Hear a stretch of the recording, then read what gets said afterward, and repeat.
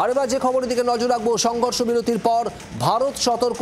আর এই মুহূর্তে প্রধানমন্ত্রী বাসভবনে জরুরি বৈঠকে 3 বাহিনীর প্রধান, নৌবাহিনীর প্রধান, বায়ুসেনা প্রধান এবং স্থলবাহিনীর প্রধান এই বৈঠকে রয়েছেন। এবং সেই সঙ্গেই প্রধানমন্ত্রীর সঙ্গে এই বৈঠকে জাতীয় নিরাপত্তা উপদেষ্টা অজিত দোভাল।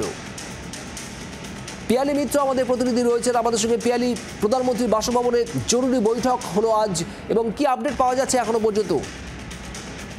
দেখো, যেটা মনে করা হচ্ছে যে এই যে বৈঠকে থ্রি সার্ভিসের যারা চিফ রয়েছেন, আর্মি, নেভি এবং তার সঙ্গে বায়ুসেনা থ্রি সার্ভিসের প্রধান, তার সঙ্গে সিডিএস অনিল চৌহান এবং তার সঙ্গে অজিত দোভাল এমএসএফ এবং রাজনাথ সিং ডিফেন্স মিনিস্টার তারা উপস্থিত ছিলেন।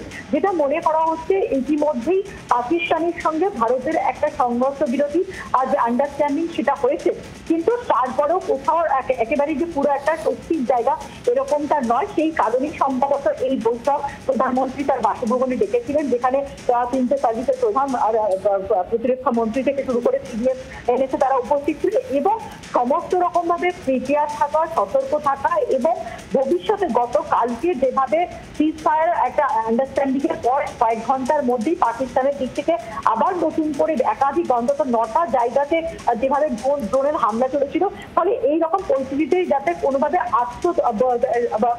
আত্মতৃপ্তির কোনো জায়গায় না এসে যাতে একেবারে সব রকম ভাবে প্রস্তুত থাকা যায়, এবং গোটা বিষয়টা নিয়ে একটা রিভিউ মিটিং সম্ভবত প্রধানমন্ত্রী করেন বলে মনে করা হচ্ছে। পিয়ালি, ধন্যবাদ।